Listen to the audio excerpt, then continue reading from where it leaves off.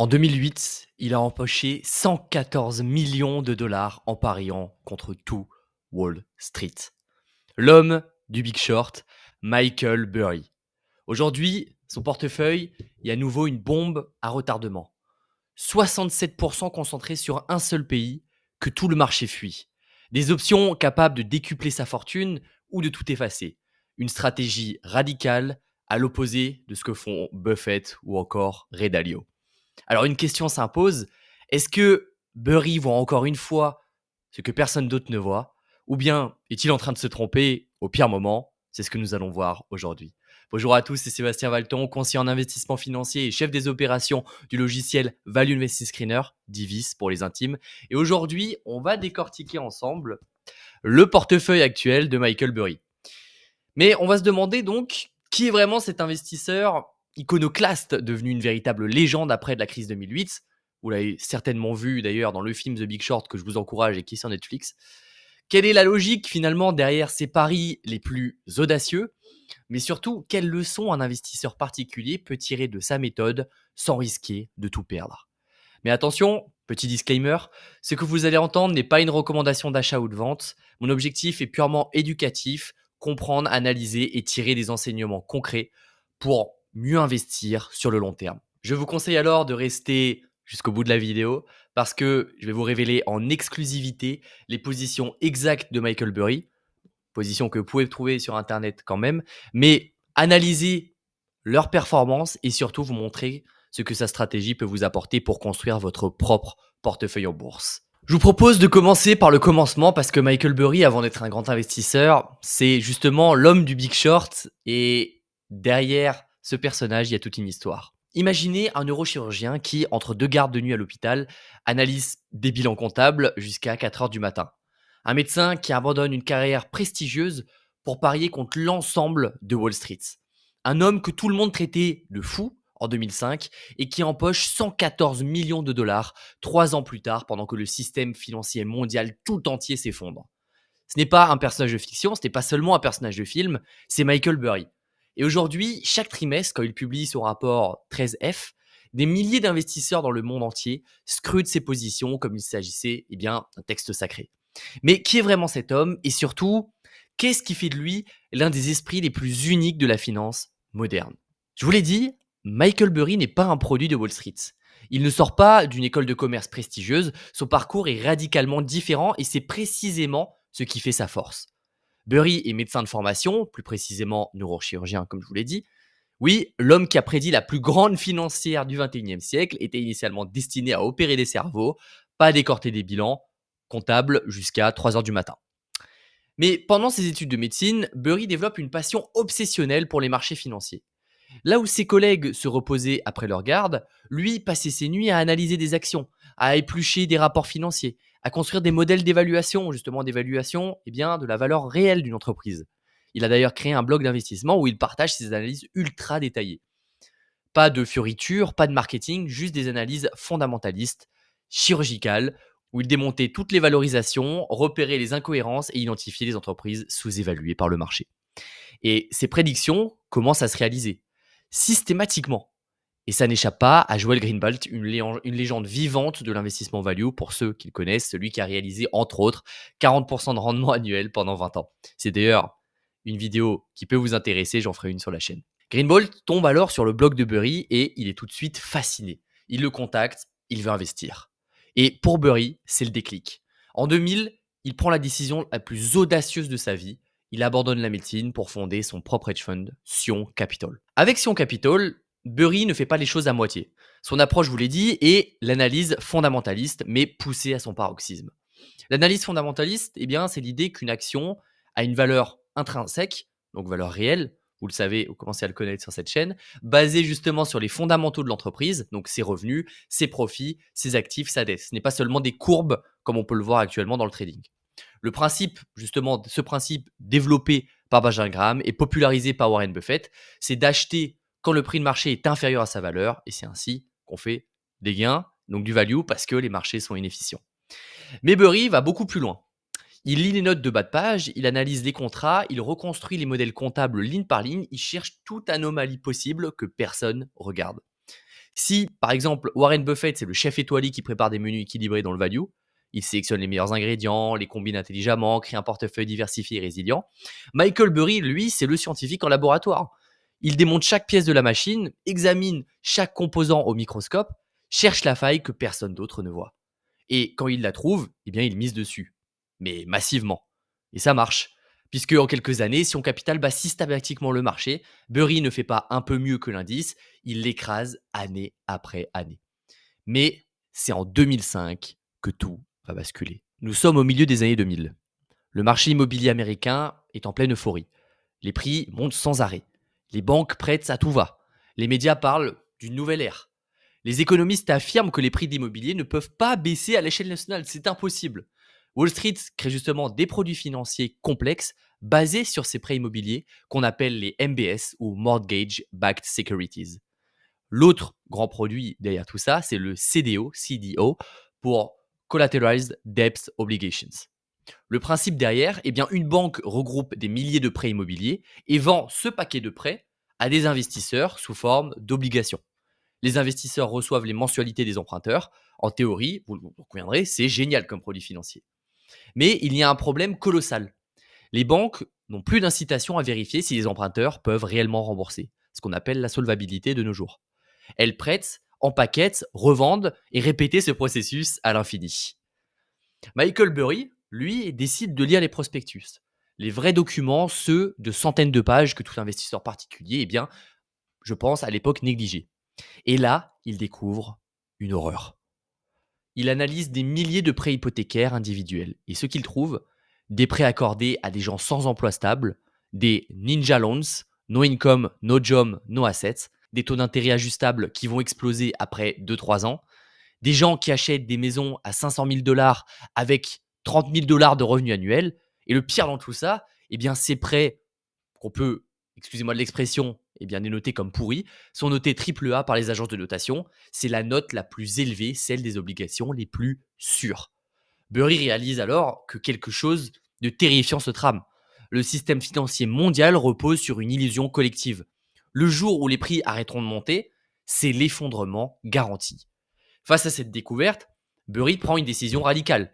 Il va parier contre le marché immobilier américain, ce que n'importe quel autre investisseur aurait fait à l'époque.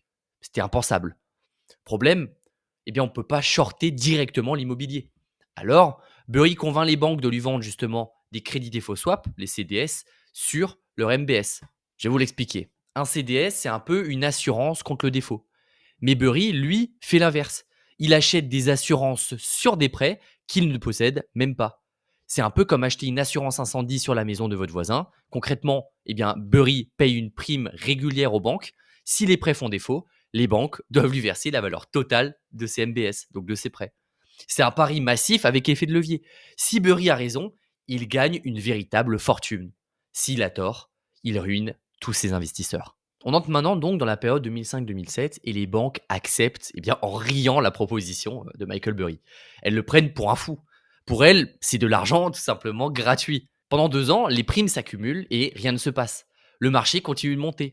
Ces investisseurs le bombardent d'emails furieux. Ils menacent de retirer leur argent, ils le traitent de paranoïaque, d'incompétent. Mais Burry tient bon.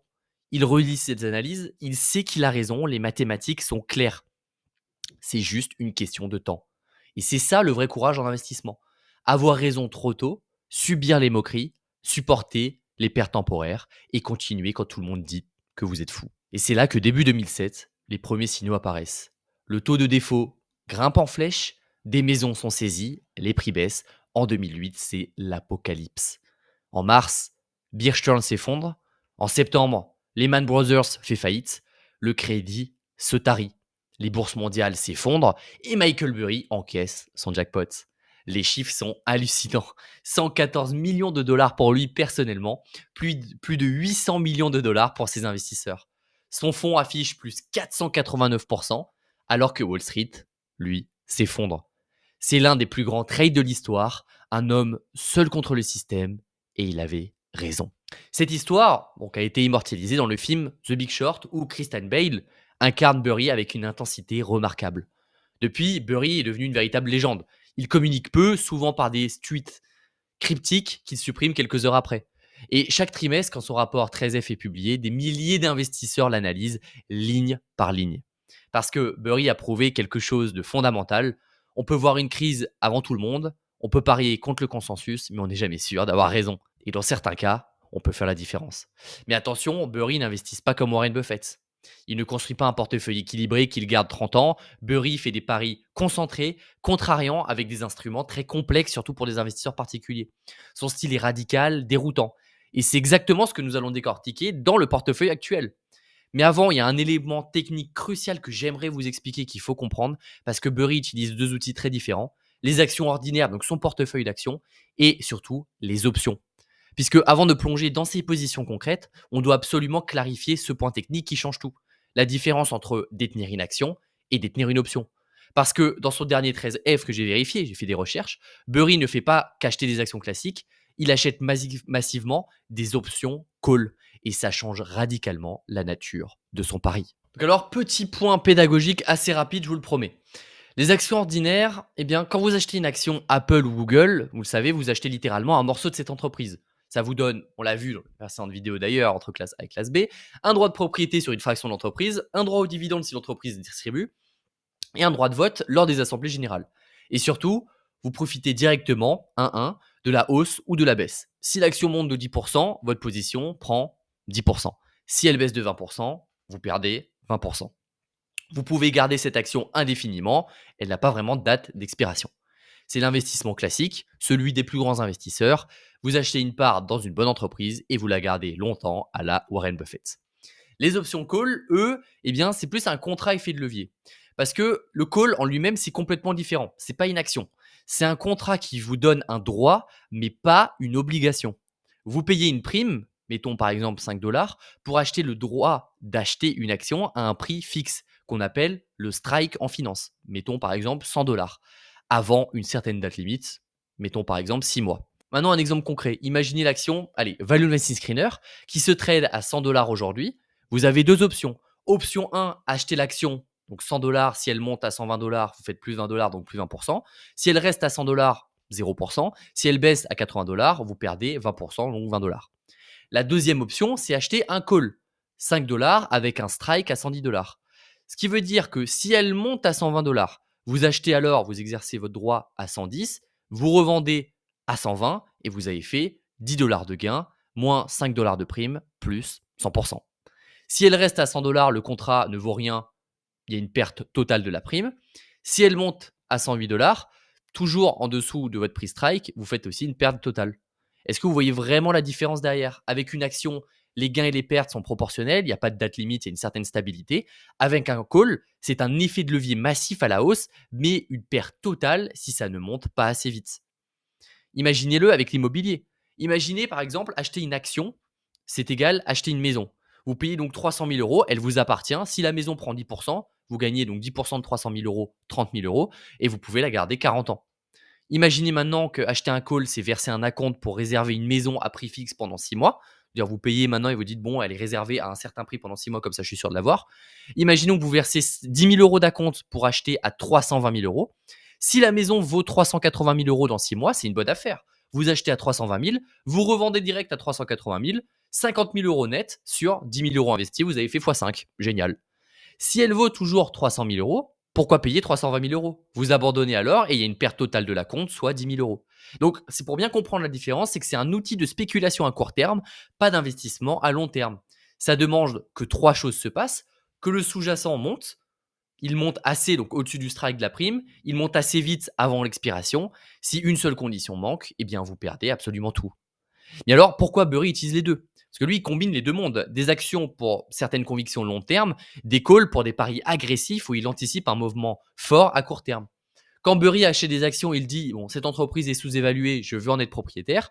Quand Burry achète des calls, il dit bah, un catalyseur va faire exploser ce titre dans les 6, 12, 24 mois et je veux un effet de levier massif. Et dans son portefeuille actuel, il fait un usage massif des options. Il ne construit pas un portefeuille buy and hold à la Buffett, c'est ce qui le différencie de lui. Il fait des paris discrétionnels concentrés à court terme. C'est l'ADN même de Burry, chirurgical, petite référence, concentré et radical. Maintenant qu'on a compris ça, on peut enfin, vous l'attendez, rentrer dans le vif du sujet et donc étudier ses positions ligne par ligne. On se retrouve donc sur le portefeuille de Michael Burry, que donc je vous ai mis le détail ici sur le document Excel, avec donc dans l'ordre de ses plus grandes lignes. Vous voyez donc un portefeuille quand même qui est assez concentré. On va revenir dessus juste après. Et j'ai bien évidemment, comme à notre habitude, sorti la performance de ce portefeuille par rapport au S&P 500 depuis 2023. Donc j'ai pris une période assez courte, on va dire 2 ans, puisque évidemment c'est la période sur laquelle les titres ont été rentrés pour la plupart. C'est pas la performance exacte, mais c'est juste pour vous donner une idée. Si vous aviez eu le même portefeuille il y a 2 ans, si vous l'aviez fait il y a 2 ans, quelle performance ça aurait eu? Si vous aviez augmenté par exemple en 2020, vous auriez surperformé le S&P 500. Donc faut faire attention avec ça. Ça va juste nous permettre de nous montrer une certaine idée de comment se comporte le portefeuille par rapport justement au marché et surtout par rapport au S&P 500 en général. Alors, si on regarde ça et qu'on commence, on voit que les premières lignes sont assez concentrées. On le voit ici. Déjà, avant de décortiquer toutes les lignes, on va s'intéresser à la performance du portefeuille. Le portefeuille qui est en jaune est le S&P 500. Donc, on le voit déjà. Qu'est-ce qu'on peut remarquer? C'est que la volatilité est quand même assez extrême sur ce portefeuille. Il a pris de gros paris et de gros risques. Est-ce que ça se concentre ici? Évidemment, ici, vous voyez que la chute maximum, donc le maximum drawdown, c'est-à-dire la chute maximale que le portefeuille ait connue, c'était moins 24%. La pire année à moins 3%, quand le S&P 500, sa pire année, c'était 20,4. On voit que le S&P était beaucoup plus stable et que donc ce portefeuille-là a sous-performé le marché américain. Attention, petite précision quand même, si on avait pris l'horizon un peu plus long, eh bien, sachant que certains titres ont beaucoup plus explosé sur cette période-là, il aurait battu le S&P 500. C'est juste 2 années où ils étaient un peu moins bien. On le rappelle aussi qu'on va compléter ça avec sa stratégie de call juste après, que je vais vous évoquer. Donc là, c'est vraiment, ça donne juste un état des lieux un peu. Donc on le sait parce qu'on le voit quand sa meilleure année est 70%. On le voit une plus grosse volatilité pour Michael Burry, mais une meilleure année quand il surperforme. Donc c'est un peu à l'image du bonhomme avec une grande volatilité. Quand on regarde également, on voit qu'il y a une surconcentration, que ce soit au niveau des large caps et de la partie asiatique, avec la différence de tous les secteurs juste ici.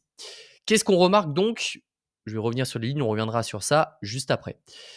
On remarque une première chose. On remarque donc, alors, si on a fait l'analyse géographique et sectorielle, pour bien comprendre les portefeuilles, on le sait, il faut décomposer secteur par secteur et zone par zone.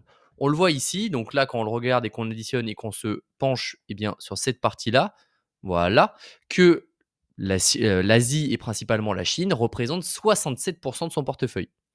Parce que on le voit, il y a Alibaba qui représente 28,5%, Baidu 17,4%, JD.com, assez connu pour le sport, 11,1% et Pinduoduo à 10,5%. C'est massif, c'est concentré, on le sait, et surtout c'est risqué. Et c'est exactement ce que Burry fait de mieux. Parier contre le consensus quand tout le monde panique. On va reconstitualiser un peu le tout. Depuis 2021-2022, les actions chinoises, elles se sont effondrées pour la plupart. Ce qui fait que c'est des opportunités d'investissement très intéressantes. C'est une zone avec des multiples de valorisation beaucoup plus faibles. C'est-à-dire qu'en fait, on achète moins cher une entreprise chinoise qu'une entreprise américaine. Alors qu'il y en a qui sont de même qualité, mais bon, ça, c'est un autre débat. Donc on le sait, les actions chinoises se sont effondrées pour plusieurs raisons. Déjà, les régulations gouvernementales. Le gouvernement chinois a sévi justement contre les géants de la tech. Alibaba avait pris une grosse amende de 2,8 milliards de dollars. Le secteur de l'éducation privée a été pratiquement détruit du jour au lendemain. Et Jack Ma, le fondateur d'Alibaba, a littéralement disparu de la circulation pendant des mois. On le sait maintenant, quand on regarde la performance, je vous invite, on met un petit screen sur la vidéo. Alibaba, depuis quelques temps, explose et est passé à plus de 180 dollars l'action, ce qui est énorme. En l'espace de 1-2 ans, l'action a pris quasiment plus 100%, plus 130%, ce qui est colossal. Deuxièmement, pourquoi également les actions chinoises se sont effondrées? C'est à cause des VIE, donc la structure Variable Interest Entity.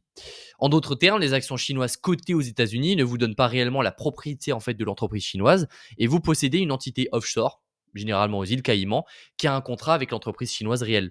Ça pose un énorme risque parce que si le gouvernement chinois décide de ne plus reconnaître ces contrats, vos actions peuvent valoir zéro du jour au lendemain. Pour l'instant, le gouvernement n'a aucun intérêt à le faire pour le moment. Troisième raison, les tensions géopolitiques. États-Unis contre Chine, guerre commerciale, menace de délistage des actions chinoises du Nasdaq, risque d'invasion de Taïwan, etc., etc. Ça pèse quand même sur la confiance des investisseurs en ce marché. Et ensuite, quatrièmement, eh bien, sa politique zéro Covid. Pendant des années, la Chine a maintenu des confinements stricts qui ont paralysé littéralement l'économie. Le résultat derrière tout ça, vous l'aurez compris, les investisseurs ont fui massivement le pays.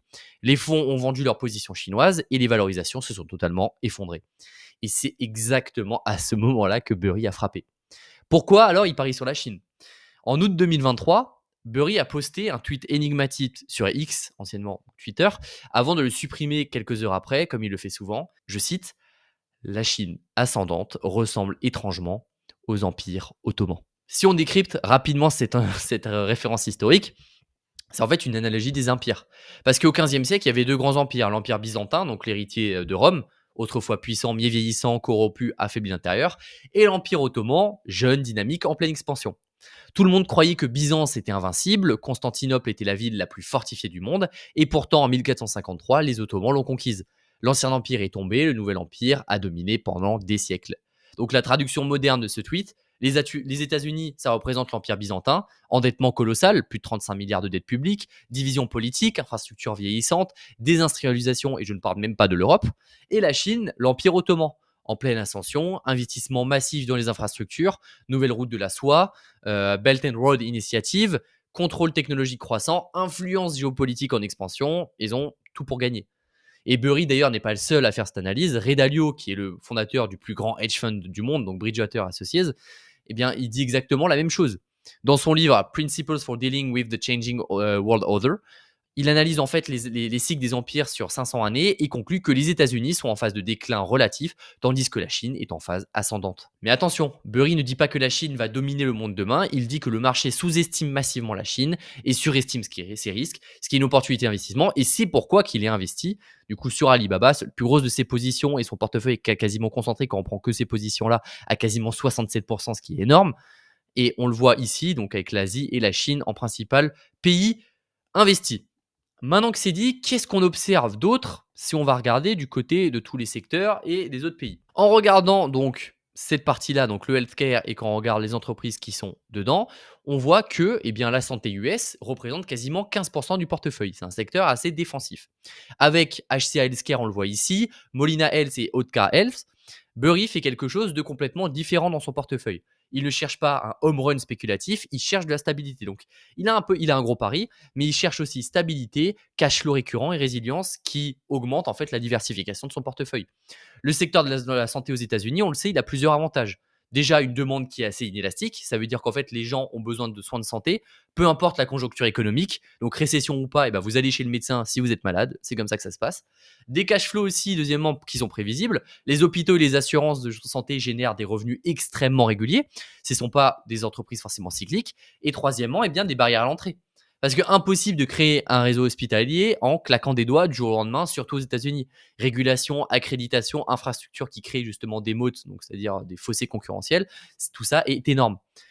On le voit d'ailleurs dans son portefeuille. On a ici donc HCA Healthcare, donc 6,7% du portefeuille. Eh bien, c'est le plus grand opérateur hospitalier privé des États-Unis avec plus de 180 hôpitaux, 2000 sites de soins et une machine à cash flow. Molina Health, juste en dessous, eh bien, c'est l'assurance santé spécialisée dans Medicaid, donc l'assurance publique pour les populations défavorisées. C'est un segment qui est ultra stable, surtout aux États-Unis quand on le regarde, puisque subventionné par l'État.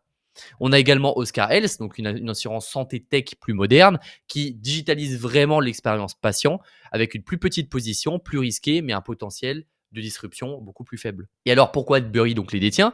Parce qu'elle joue un rôle finalement d'amortisseur dans son portefeuille. Si la Chine déçoit temporairement, si les marchés plongent, eh bien ces actions santé continuent de générer des profits et de stabiliser le portefeuille.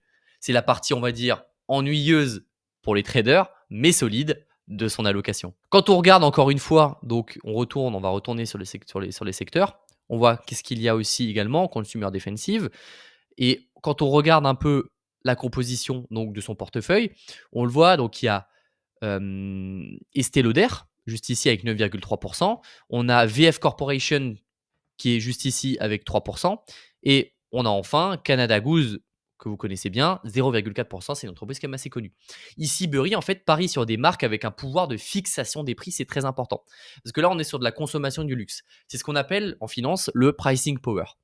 Et pourquoi c'est crucial? Je vais vous l'expliquer assez rapidement. Quand l'inflation monte, vous êtes d'accord, la plupart des entreprises souffrent parce que leurs coûts augmentent, matières premières, salaires, transport. Elles ne peuvent pas augmenter leurs prix sans perdre justement de nouveaux clients. Résultat, eh bien, les marges se compriment. Mais certaines marques peuvent augmenter leur prix sans forcément perdre de clients. Pourquoi? Parce qu'elles ont une image qu'on appelle aussi, donc, image de réputation, c'est un goodwill qu'on appelle en finance, une désirabilité et un statut social associé. Par exemple, prenons Estée Lauder, c'est un groupe de cosmétiques de luxe, donc avec Estée Lauder, MAC, Clinique, La Mer, Tom Ford, Botti, etc. Des clients fidèles avec une marque aspirationnelle, une exposition massive à la Chine avec quasiment 30-40% de revenus, donc un rebond potentiel énorme avec les réouvertures post-Covid qui a profité d'un bel effet, et des marges très élevées. Parce que vendre un rouge à lèvres à 35 dollars, vous en conviendrez, alors qu'il coûte 3 dollars à fabriquer, c'est plutôt rentable. VF Corporation, pareil, c'est un portefeuille de marques. Vans, The North Face, Timberland, Dickies, vous les connaissez ces marques. C'est des positions plus compliquées. L'entreprise, ok, traverse des résultats et des difficultés opérationnelles actuellement, mais Burry détient à la fois des actions et des options call. Il parie sur un retournement, j'y reviendrai juste après. On a enfin Canada Goose avec 0,4% de son portefeuille. Ce sont, on le sait, des manteaux haut de gamme de 800 à 1500 dollars pièce avec un symbole de statut social dans la société et c'est une exposition également à la Chine. Le risque derrière tout ça, il y en a un. C'est pas sans risque. Ces entreprises dépendent du moral des ménages. Si une récession frappe, les gens reportent leur achat de luxe. Mais le pari de Burry, c'est justement que les valorisations actuelles intègrent déjà un scénario très pessimiste et qu'il y a potentiellement un rebond par la suite. On le voit ensuite dans son portefeuille, les dernières positions, avec Broker qui on le voit, il y a 2,5% donc de positions, et ACIC, donc ASIC avec 1,8%. Là, c'est bien sûr des niches industrielles et scientifiques. Ici, on rentre dans des positions plus petites, plus spécialisées, plus difficiles à analyser, sans expertise sectorielle, je vous l'accorde. Broker, c'est des équipements en fait, scientifiques de haute précision, spectromètre, microscope, et la clientèle, c'est plutôt des laboratoires de recherche, des universités, des pharmacies, etc. C'est une niche ultra spécialisée avec peu de concurrence. Ainsi que c'est des véhicules donc d'investissement spécial Purpose Acquisition Company. Il y a moins d'informations disponibles pour l'entreprise. Je vous invite à d'ailleurs creuser ce dossier et c'est probablement un pari très technique ou très opportuniste. Si vous voulez que je fasse une vidéo ou une analyse d'action sur ce sujet, n'hésitez pas à me le dire en commentaire. Ces positions donc représentent au final une petite partie du portefeuille. Burry les a probablement identifiées via son analyse microéconomique ou macro, ne sait-on jamais, mais elle ne constitue pas vraiment le cœur de sa thèse de performance. Quand on regarde donc en termes de performance, on va revenir quand même dessus parce que c'était quand même le cœur de cette vidéo et le cœur de comparaison. Qu'est-ce qu'on regarde donc? Je vous l'ai dit en début, eh bien la stratégie, on voit que la performance annualisée, on l'a dit, est de 21,8%, ce qu'on voit sur le graphique. C'est excellent, mais pour mettre en perspective, en fait, Burry est légèrement en dessous, mais reste dans une fourchette quand même assez performante. Avec sa meilleure année, je vous l'ai dit, à plus 70%, et ça, c'est du typique Burry. Pourquoi? Parce que quand ses paris fonctionnent, ça explose, plus 70% en un an, c'est presque doubler son capital, c'est la récompense de la concentration de ses paris contrariants qui se matérialise. Mais la pire année, moins 3%, même dans sa pire année, il ne perd que moins 3%. Je vous l'accorde, c'est quand même frustrant quand le marché ne perd pas et est toujours en positif. Et c'est là, en fait, le drawdown de 24%, c'est assez brutal parce qu'on le voit, le drawdown, donc la chute maximale du S&P 500 est de moins 18,8% sur la même période. Burry a subi 25% de baisse supplémentaire par rapport à tout ça. Qu'est-ce que ça veut dire concrètement, encore une fois? C'est que si vous aviez investi 100 000 euros dans ce portefeuille, il faut que vous le remettiez en fait en contexte. À un moment donné, vous serez trouvé avec 76 000 euros seulement sur vos comptes. Vous auriez vu 24 000 euros s'évaporer temporairement. Et la vraie question à vous poser, c'est là qu'on va y revenir, pouvez-vous tenir psychologiquement ce risque? C'est la vraie question parce que sur le papier, plus 21,8% annualisé, c'est magnifique. Mais en pratique, ça signifie traverser eh bien, des phases de moins 24% où vous doutez, où les médias disent que la Chine s'effondre, où vos amis peuvent vous dire mais vendez, et tous les analystes diront le contraire. C'est exactement ce que Burry a vécu en 2005-2007. Je vous rappelle quand même l'histoire, c'est pour ça que j'ai posé le cadre, avec son pari sur les subprimes. Il avait raison, mais il a dû tenir pendant 3 ans de pertes et de moqueries. Quand on regarde les autres caractéristiques donc, du portefeuille, là je vais aller plus sur la capitalisation et les tailles d'entreprise.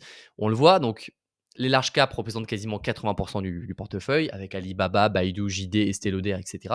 Les mid caps environ 15%, Molina, Oscar Health, Broker, et les small caps c'est vraiment anecdotique. Donc Burry ne joue pas les petites actions, si je puis dire, spéculatives. Il concentre sur des grandes entreprises établies, mais sous-évaluées ou détestées. Ça rejoint un peu la stratégie d'investissement de la dernière vidéo sur Bill Ackman. Au niveau de la répartition géographique, on l'a vu, c'est également très concentré. Donc, ce qu'on peut dire, c'est que le portefeuille ultra concentré et la diversification dans les théories modernes recommandent, par exemple, pour un investisseur particulier, au moins 15-20 actions, pas plus de 5 à 10% par ligne et une diversification sectorielle géographique. Burry fait un peu l'inverse quand même, parce que 12 positions seulement, même si c'est pas non plus radical. 4 lignes représentent 67% du portefeuille. Moi, c'est ça qui m'inquiète le plus pour lui. Et concentration massive sur un seul pays, la Chine. C'est cohérent avec sa philosophie. Si vous avez vraiment une conviction forte, pourquoi la diluer? Concentrez votre capital là où vous avez le plus de certitude. Mais c'est aussi, et il faut quand même le dire, extrêmement risqué. Parce que si sa thèse de la Chine échoue, guerre avec Taïwan, saisie gouvernementale, délistage, le portefeuille peut totalement s'effondrer de plus de 40, 50, 60, voire 70%. Donc c'est quand même quelque chose à prendre en compte quand on va évaluer un portefeuille et quand on veut copier le portefeuille d'un investisseur. Mais sinon, le portefeuille de Burry est quand même très fort. Et vous le voyez ici, au niveau des dividendes, du bilan, de la profitabilité du management, c'est des entreprises qui sont extrêmement profitables dans son portefeuille. La valorisation pourrait être augmentée. Donc, il pourrait rajouter un peu de value, comme ce qu'on peut trouver sur Value Analysis Screener, qui est notre logiciel qui permet, je vous le rappelle, de décoter le top 0,5% des actions les plus performantes mondiales sur à peu près tous les marchés. C'est-à-dire qu'en fait, en quelques clics, vous pouvez d'abord analyser n'importe quelle action, mais également dénicher des pépites sous-évaluées par le marché, principalement des small caps, mais il y a également tout type de capitalisation, et les étudier en quelques secondes seulement. Maintenant que c'est dit, on le voit, donc sur portefeuille, on pourrait rajouter on pourrait augmenter cette partie valorisation, même si lui, on le sait, joue avec des montants différents et beaucoup plus élevés. On pourrait également augmenter donc la partie croissance, parce qu'il investit sur beaucoup de large cap, certes, mais en fait, les large caps, c'est une entreprise déjà bien établie, et donc évidemment, il y a moins de potentiel d'énorme croissance ou d'ultra croissance par rapport à d'autres entreprises, comme encore une fois les plus petites, que ce soit des mid ou des small caps, qui ont elles un meilleur potentiel de croissance sur le long terme, parce qu'évidemment n'ont pas encore fait totalement leurs preuves. Si le portefeuille est très très bon, moi j'ai aussi à titre personnel une conviction sur l'Asie qui est assez forte, mais je rajouterai quand même un peu d'Océanie par exemple, en m'exposant à l'Australie, aller un peu plus aussi sur Singapour, sur d'autres pays asiatiques qui peuvent être intéressants. Et là, ça nous fera une diversification géographique assez forte. Peut-être baisser la part de large cap, augmenter la part de small et mid cap, ce qui pourrait un peu plus diversifier son risque. Et surtout, mettre un peu plus de secteurs différents, parce que là, il y en a quand même Financial Services, Consumer Cyclical, Communication Services, Healthcare, Consumer Defensive. Il pourrait aller sur de l'utility, il pourrait aller sur de la technologie, il pourrait aller sur plein d'autres secteurs qui permettraient un peu de lisser sa performance et voire de faire mieux que le marché à long terme. Maintenant que c'est dit, on va étudier évidemment la partie sur les calls, ce qui est quand même la partie qui complète la stratégie de Michael Burry. Donc on a vu évidemment son portefeuille, donc d'actions, des actions ordinaires, mais il faut aller plus loin parce qu'on le sait, parce qu'en parallèle de ces actions, Burry utilise un outil bien plus risqué, les options call. On a déjà vu précédemment ce que c'est, ces calls ne sont pas des investissements patrimoniaux, ce sont des armes tactiques qui amplifient justement ses convictions. Et sur quoi Burry a-t-il placé ses paris? J'ai fait des recherches. Déjà United Health, le géant américain de l'assurance santé, Regeneron, donc une biotech pour un pipeline de médicaments solides, Lululemon, une marque premium de vêtements de sport, et sur Meta, qu'il considère comme sous-valorisé au vu de ses investissements dans l'intelligence artificielle. Il y a également Estée Lauder, en plus de ses actions classiques complètes avec des calls, et ses favoris chinois, donc déjà des actions qu'il a déjà en portefeuille, Alibaba et JD.com, qu'il détient donc à la fois en actions et en call. Il a également récemment, parce que je l'ai vu dans les news, mis des calls sur ASML, on le sait, c'est le leader mondial de la lithographie pour semi-conducteurs, et sur VF Corporation, qu'il a aussi dans son portefeuille, malgré les difficultés récentes. Ici, donc, on n'est plus dans l'investissement patient, on est sur un pari spéculatif avec un timing serré. Et ces calls peuvent rapporter des fortunes si le scénario de Burry se réalise rapidement. Mais ils peuvent aussi s'évaporer totalement. C'est ce qui fait finalement toute la singularité de son style. D'un côté, un portefeuille d'actions concentré mais construit avec une logique long terme. De l'autre, une série de paris explosifs capables de démultiplier ses gains ou de disparaître en silence. Dites-moi d'ailleurs en commentaire ce que vous pensez de cette stratégie. Si justement vous l'avez déjà appréhendé et si vous pensez que mêler actions et options, donc avec des calls, permettent d'amplifier des gains et n'est pas trop risqué pour un investisseur à long terme. Maintenant que tout ça est dit, quelle synthèse peut-on en faire? Déjà que le portefeuille de Michael Burry ne ressemble pas à celui d'un gérant classique. Quand on l'observe, il y a 4 traits dominants qui apparaissent immédiatement. Déjà, la concentration extrême. Burry n'hésite pas à mettre plus de 70% de son capital sur 4 valeurs chinoises, là où la plupart des géants institutionnels détiennent entre 30 et 100 titres pour lisser les risques. Lui se contente d'une poignée de positions. Cette concentration est à double tranchant. Elle permet des gains spectaculaires si la thèse se réalise, mais expose à des drawdowns violents si le marché continue d'aller contre lui. Deuxièmement, il y a le contrarianisme. Burry a toujours cherché des opportunités là où les autres ne voient que des dangers. En 2008, par exemple, il avait vu la bulle immobilière quand tout Wall Street voyait une croissance infinie. Aujourd'hui, il mise sur la Chine au moment où les capitaux fuient le pays, obsédé par les risques géopolitiques, les menaces de délistage ou l'ingérence de Pékin. Il incarne cette idée finalement que les secteurs détestés sont souvent les plus fertiles pour trouver de la valeur. Troisièmement, c'est une logique barbelle. Son portefeuille est construit comme finalement une altère. D'un côté, des actions qu'il est prêt à conserver longtemps, dans la santé, le luxe ou la tech chinoise. De l'autre, des positions call, beaucoup plus spéculatives, qui peuvent soit démultiplier son rendement, soit disparaître complètement. C'est une façon de combiner patience stratégique et agressivité tactique.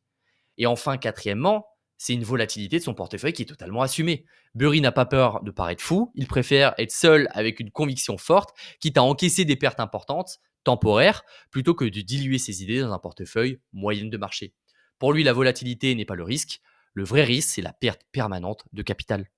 Et ce style n'est pas improvisé, il découle de sa philosophie d'investisseur value, héritée de Benjamin Graham et adaptée à sa manière. Mais alors, quelles leçons on peut tirer de cette analyse? On arrive en fin de vidéo pour nous autres investisseurs et pour nos portefeuilles. La première leçon, le timing, c'est une arme, mais c'est également un piège. Burry, on le sait, aime anticiper les retournements. Il avait vu la crise des subprimes pendant des années avant qu'elle n'éclate, mais être en avance trop tôt, c'est parfois aussi douloureux qu'avoir tort. Ces investisseurs de l'époque voulaient retirer leur argent alors que sa thèse n'était pas encore validée. Pour nous, la leçon est simple. Au lieu de chercher à prédire le moment exact où le marché va basculer, il vaut mieux miser sur la durée et la solidité des fondamentaux d'une entreprise. Le temps est plus souvent notre allié que notre ennemi. Deuxièmement, deuxième leçon, c'est que l'inconfort est le prix de l'alpha, donc de la surperformance. Acheter la Chine aujourd'hui, c'est inconfortable pour la plupart, mais c'est justement là où se trouvent les anomalies de valorisation. Alibaba, JD.com ou encore Baidu se payent parfois des multiples ridicules avec des PER proches de 8 quand les sociétés occidentales comparables traitent au-delà de 20. Et la leçon derrière, si votre portefeuille ne vous met jamais mal à l'aise, vous êtes sans doute trop proche du consensus. L'alpha, c'est-à-dire la surperformance, se gagne souvent là où les autres ne regardent pas. Et une classe d'actifs qui n'est pas souvent regardée, c'est le small cap value. Troisièmement, les options, c'est un turbo, mais pas un moteur. Burry utilise les calls pour amplifier ses convictions, pas pour remplacer une stratégie. Et ça, c'est ultra important quand même à souvenir. Les options lui permettent de prendre des paris tactiques, mais elles ne constituent jamais la totalité de son portefeuille. Pour un particulier, c'est un point clé. D'abord, maîtriser les actions et les fondamentaux. Les options ne sont pas une baguette magique, mais un turbo destiné à ceux qui savent déjà piloter. Quatrième leçon, c'est ne pas confondre communication et stratégie. Les tweets de Burry sont souvent laconiques et alarmistes, parfois un simple mot comme sell, mais quand on regarde son portefeuille, on découvre une vraie stratégie construite, parfois même à l'opposé de ce qu'il publie. C'est ça qu'il faut faire attention, c'est pour ça qu'il faut faire attention également aux autres tweets, par exemple, de Donald Trump. La leçon derrière tout ça, c'est ne confondez pas le bruit médiatique avec la réalité de l'investissement. Les réseaux sociaux amplifient les émotions, mais seul le travail de recherche, l'analyse fondamentale des bilans permettent de bâtir une vraie conviction à long terme. Cinquième leçon, le courage d'être incompris. Ces plus grands coups, on le sait, de la crise de 2008 à ses paris récents sur la Chine, ont été réalisés dans l'isolement. Être incompris, voire moqué, fait partie intégrante de son approche. En bourse, être seul contre tous n'est pas forcément une garantie de succès, attention, mais c'est parfois le signe que vous explorez une zone où l'alpha peut exister. Le vrai défi derrière tout ça, c'est d'avoir le mental, les ressources nécessaires pour tenir la pression, parfois pendant des années. Les principes de Burry en toile de fond, c'est que, au-delà de ces leçons, ces écrits révèlent une méthode structurée. Gardez les choses simples, inutile de chercher des modèles complexes, la valeur est souvent visible à l'œil nu dans les flux de trésorerie disponibles, si l'entreprise est rentable, si elle verse de bons dividendes pour vous autres actionnaires. Il faut toujours comprendre, garder des choses simples et garder une simplicité de business également. Deuxièmement, c'est toujours comprendre la valeur avant d'acheter une entreprise. Sa sélection repose sur des mesures de valorisation, comme par exemple l'entreprise value sur le l'EBITDA, ou qu'il préfère d'ailleurs au PER, donc Price Earning Growth, donc le cours sur capitalisation boursière, qui juge pour lui trop trompeur. Mais il a son cadre de sélection, donc faites votre propre cadre de sélection et essayez d'investir justement dans ce qui est sous-évalué ou boudé par le marché, mais qui a un vrai potentiel de croissance à long terme. Et j'en reviens à une autre leçon de Burry, c'est investir avec une marge de sécurité. Un prix suffisamment bas pour absorber l'imprévu et limiter le risque de perte permanente. Il faut également chercher des actions, selon lui, après, c'est pas l'avis que je me fais par rapport à ça, des actions impopulaires, des secteurs délaissés, les parias de la cote, là où le marché jette le bébé avec l'eau du bain, si je puis dire, mais surtout diversifier intelligemment, pas sans ligne, mais 12 à 18 titres dans des industries défavorisées ou alors des industries porteuses pour limiter les risques sans diluer ses idées. Il faut également, ça c'est son dans ses écrits à lui, il le dit, savoir vendre tôt. Il n'hésite pas à prendre ses bénéfices quand une action monte de 40 à 50.